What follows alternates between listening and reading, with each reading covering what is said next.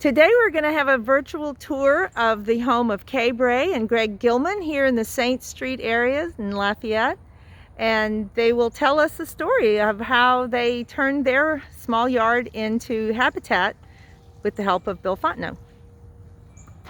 Okay, well, Bill did a plan for us back in 1996, and we stuck to it pretty much. He had a nursery then, and so we bought things from him, and he did a plan, and I kept it. We still have it, and he had a blank canvas just about, because there was nothing but camellias, those three big camellias in the front, and some azaleas along the driveway.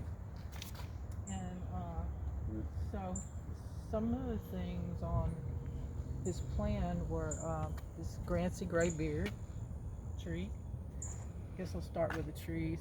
And this sweet bay magnolia, which has gotten really big, is catching up with that southern magnolia behind it. Yeah, that was here originally, the southern magnolia. Yeah. And I see the sycamore was here before, or did you put that in? The sycamore. Yeah, that was here. The cypress we planted, and there's also a ginkgo in the back, not native of course, that we planted. Oh, the cypress, well. I see. So Kay and Greg were interested in having their property certified as habitat, and so as we go around on the tour today, we'll mark off the plants we're seeing and see how easy it is to have your application completed.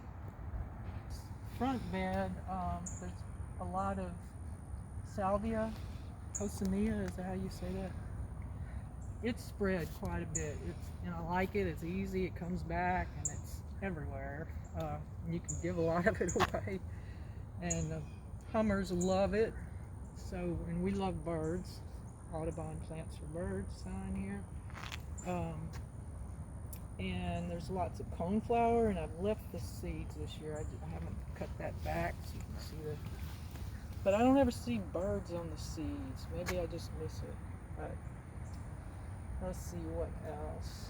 The sage attracts a lot of bees. A lot of bees, a lot of hummers too, seems like. Yeah. Butterflies. There's a mamu plant back there, native mamu. Coral bean, mamu. If you want to walk around and get closer, you might like to look at the leaves, how they reach the sun.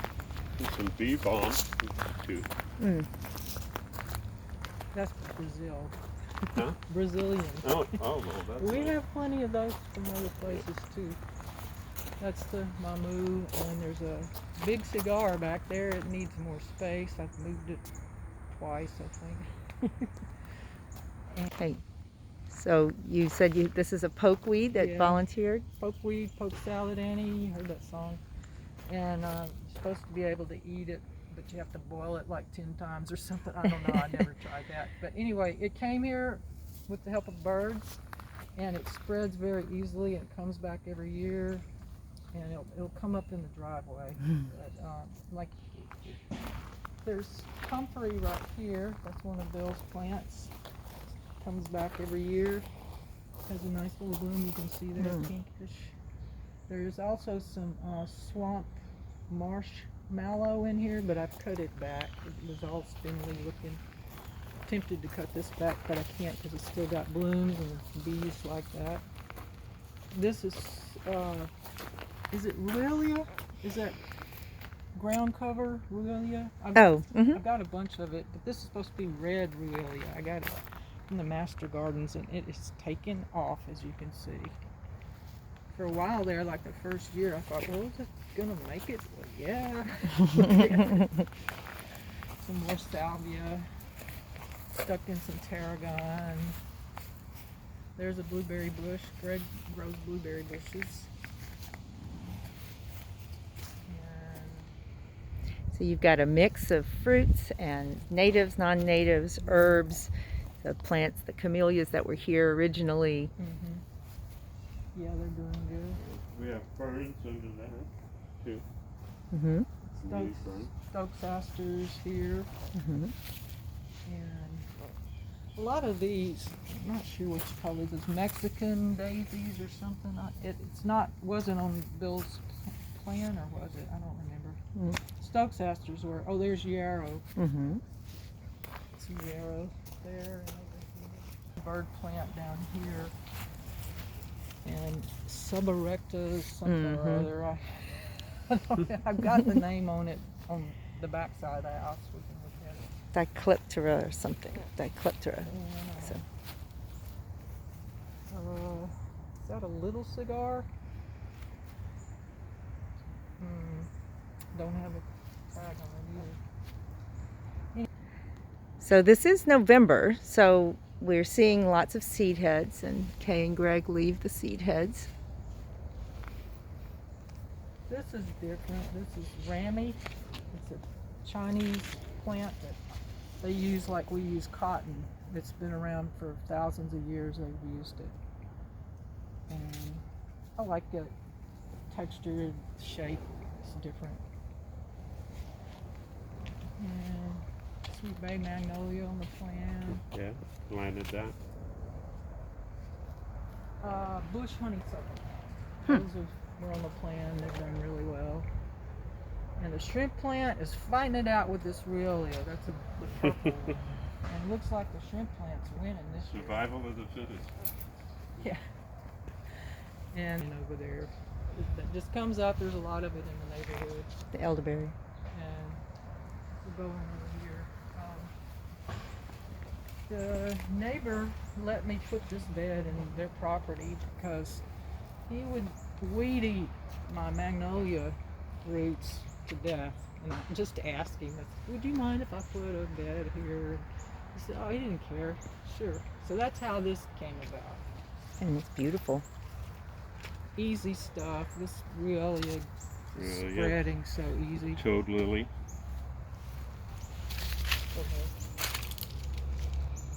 This is toad lily. And the hydrangea, oak leaf hydrangea. Yeah, oak leaf hydrangea. That one's native. Got a bunch of that, and in the spring and the summer, it's just awesome. Beautiful. Lots of Turk's cap, like the Turk's cap. Turk's cap's great for the hummers. That's their favorite. So, but it doesn't. If you can, as Bill says, you can kind of make it behave if you put it in the shade. Otherwise, it goes down. And there's some snow poppies that I regret ever having gotten because they're very invasive, and I'm still trying to get rid of them. Still a few of them coming up. That was not on the plan. But it was pretty in somebody's yard, and I got some of it. That's how it happened. More. This is pineapple sage, I think. Smells like pineapple. It looks a lot like the red South Coccinea. That's pineapple though. Smells like pineapple. Let's put this in like a last year swap Sorrella. Mm-hmm. And it's doing okay.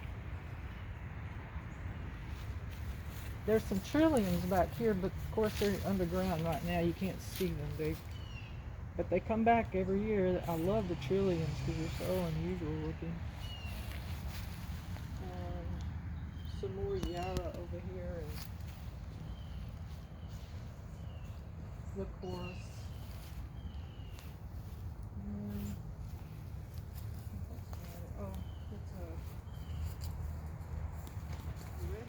Of indigo around in the property. Easy, comes back. The rocks are petrified wood that Greg and his dad collected in Vernon Parish when he was a kid, and they go out in the woods, and I don't know how they carried all this stuff back, but there's tons of it. It's all around the yard in different places. Make little mountains out of it, and we enjoy it. People are real curious about it. we'll go around to the back and I'll show you some things back there. Those lilies do really well here. The salvia. Ooh, that's a pineapple. That's a pineapple spray. It's been mixed up. Hidden ginger. Seen it last summer days. And a little buckeye forest here with no leaves on the buckeye here, but they're really pretty in early spring. We had a bumper crop of seeds, which we're saving and winterizing right now, and going to plant and put somewhere in the spring. So. This is a hummingbird plant,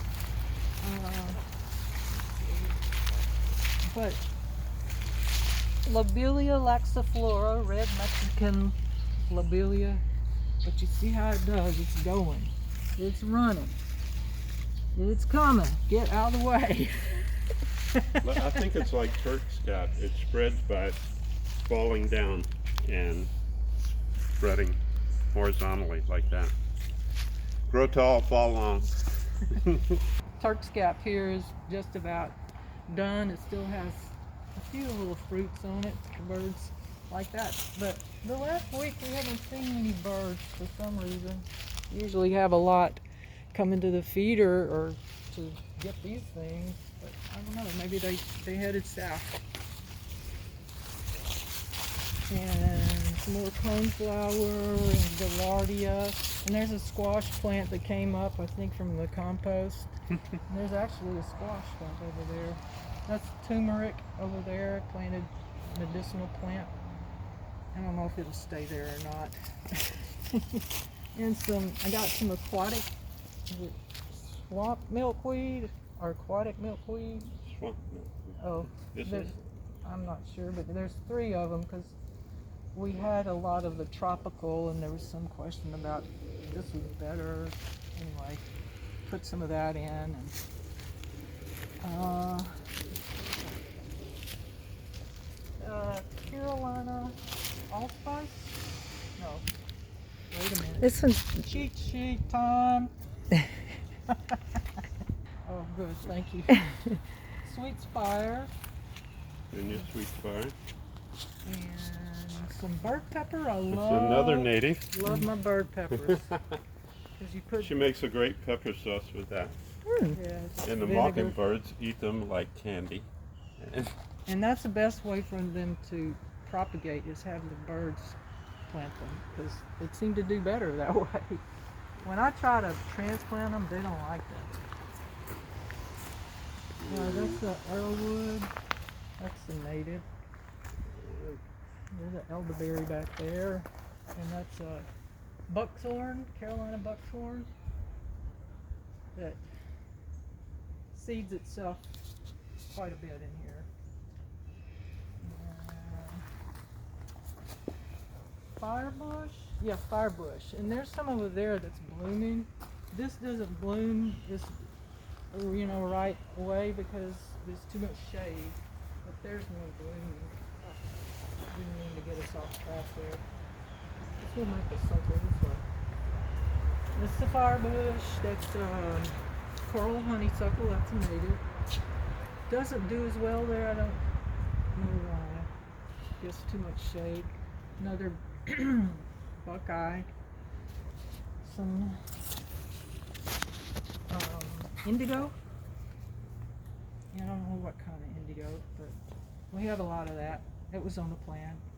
Some rosemary, real handy to the back door. And there's another bird pepper up in here. I don't think you can see it right now though. Kind of shade tolerant. Yeah, covered up. Here's a lead plant. That's unusual. That was on the plan too. It's a lead plant. all right. Mm-hmm. So the backyard didn't have much of this in it. It was completely Nothing. blank and flat. It had a few azalea bushes there and there. And that was about it. No trees, no bushes, no flowers, nothing. Just flat yard. we changed that a little bit over Yeah. the past 30-something Yeah. years. Let's see. Salvia miniata. It's a smooth leaf sage is one name of it.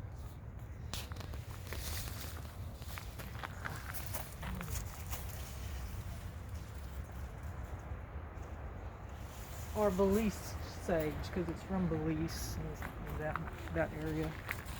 And that's a Carolina allspice, that tall bush. That was on the plan. I assume it's a native. I think it is. This, I don't remember what it is. It just got moved there. It's a grass. I like it. And there are several natives here. Let's see if I can still read this. A Celine stellata, a widow's frill, and catchfly, and that's star something, blue star. So this is the blue star. The other ones you can't see, they're done for the season, except for that. Over here we have a swamp rose, or a Mermaid. mermaid rose. It's a primitive rose. It looks like a great big fried egg, about that big around, with white with a yellow center, and has some real nice blooms in the spring. And you do have to keep it under control. It's tough. What? That buckeye's making new leaves. What? It's confused about the weather too. Look at that. Who would have thought? It's early spring. And Also it's, beautyberry beauty- underneath that. Yeah. And more Turk's cap still have leaves on it. It's more of that Belize sage, and there's some spiderwort back there from the lake. We got it at the lake. That's native. Yeah. Toad lily, And sweet spire. And that's a swamp rose. I think it's a native, and I have not ever fertilized it, and it looks like it. yeah, it needs a little help right now. It needs some attention. This is there was just an old car garage back here, and we took that out, and it's kind of like it was going to be a dog house, but they stayed in our house, and this became a potting shed, and maybe it was going to be a potting shed too. Greg, you built it. You can talk about it more. Yeah, well, we use it for potting and storing all the yard tools, and keeping them out of the garage, which is full of other stuff already. We have multiple compost piles, one over here, another one back there. Everything that falls in the yard stays in the yard. We keep the paths clear, but everything is either composted or just thrown in the beds, and we like to do it that way.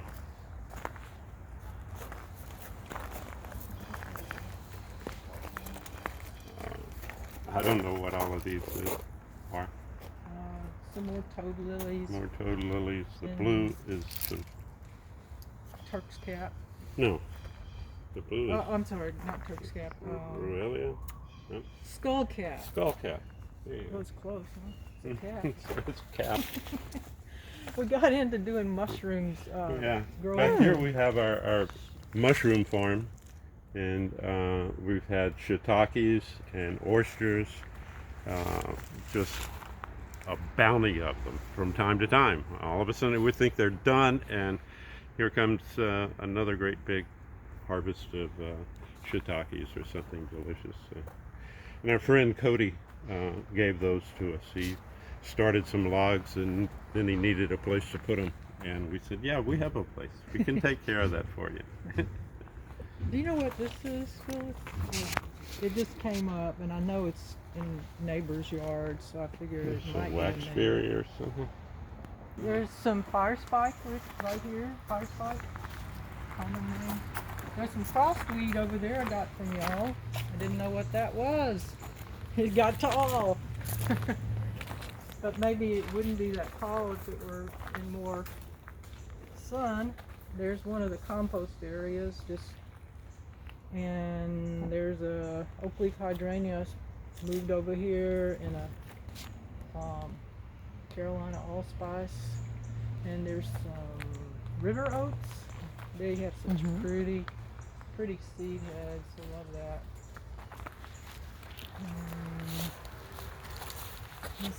River oats. More river oats. Carolina allspice. I actually got some bird peppers to germinate from seed. They decided to do that. And these are just these were pet beds, and this one got kind of turned into a pepper bed. And various things that come up. Here's some more mamu that came up on its own. And closed-cap and beautyberry and a whole row Propagating and to share and spread Yeah. elsewhere. And they just keep coming up. You gotta do something, so I pull them and throw them away. Some edible ginger back there at the back of Greg's bed. Oregano, This does real well. the remnants of some basil. Here's the Ruellia, the purple, and then here's the red Ruellia. I think they're cousins or something. And there's a asparagus, no, Parsley, parsley hawthorn. And which at this time of the year is just about, its leaves are gone. there's a Florida lacotaway down there. I don't know if you can see it from that angle. I can see it better. Got it? I hope I said that right. There are what do they call it? The walking iris? And also Louisiana And iris. Louisiana iris. that we Mixed in planted. there. Yeah. Some narcissus coming up, and there were a lot of irises here, and I decided I didn't like them, and I took them out and They put had to something move. else. They weren't in a happy spot. Yeah, they didn't get enough sun there, so they didn't bloom real profusely. And so Greg's got his water systems set up on these two beds. Yeah, on our two handy. beds here and in our propagation area, we finally learned that if you don't put things on timers, you forget and you lose, and that's not fun.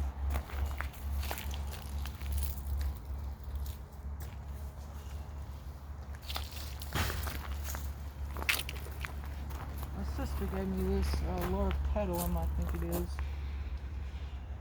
Turns purple. It's got purple on the end. It's kind of cool. We've got hornbeam and Some hornbeam. what's the other one? Witch hazel. Witch hazel, which Bill put on the plants, and which I have strapped up and trying to pull into shape a little bit because they're struggling for sun. Yep, those were in pots when we got them. And we have a ginkgo here, which of course is not native, and which all of the literature says don't do anything for birds or bugs, but the woodpecker, the ladderback, tells me different. He's very happy with it.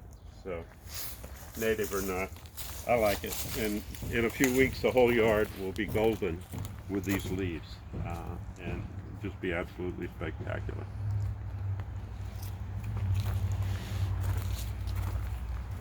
Some more river oaks.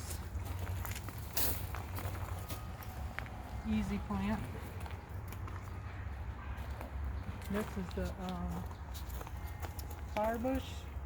It's spreading quite a lot. I didn't plant these. The original was over there, but it's made its way down this way. And albutilon. Seems to like it here in the shade, okay. I can't name any of them. Beautyberry. And it's putting out lots of babies around. Some of them I've dug up already.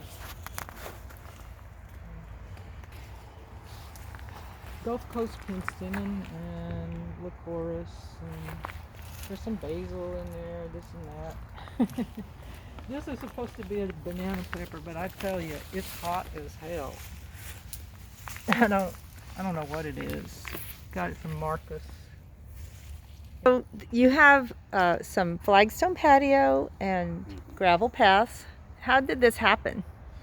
Well, we started with just flat grass, just lawn, and wanted a patio area. And at first we put rocks out here, but then later that was impractical and high maintenance. And so we put flagstones out there.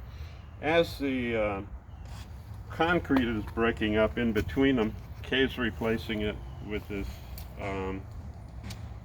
what's that grass? A baby grass. With a grass. Okay. And over time, we started developing limestone paths to just follow, just walk around the yard and enjoy the plants, and for maintenance purposes and stuff as well. So just kind of created our little trail system back here of our own for aesthetic and practical reasons. Somebody's yard, and they had a path that went around the back of their yard, and it just made an impression on me. Plus, growing up on an 80-acre farm for about the first 5 years of my life, I always would go out and walk. So now I still do it. It's a little bit smaller, but Every morning with her coffee, she makes a little survey of everything in the yard, and her coffee will get cold. She'll come back in and heat it up, and go back and continue the observation of what she needs to do that day. you want us to video you? Don't worry. So now that we've walked through the yard, it'll be pretty easy to fill out the checklist and get a rough idea of the number of native plants they have in the yard and any other details that they've shared with us. So from here, we'll be able to certify their property as a Louisiana certified habitat.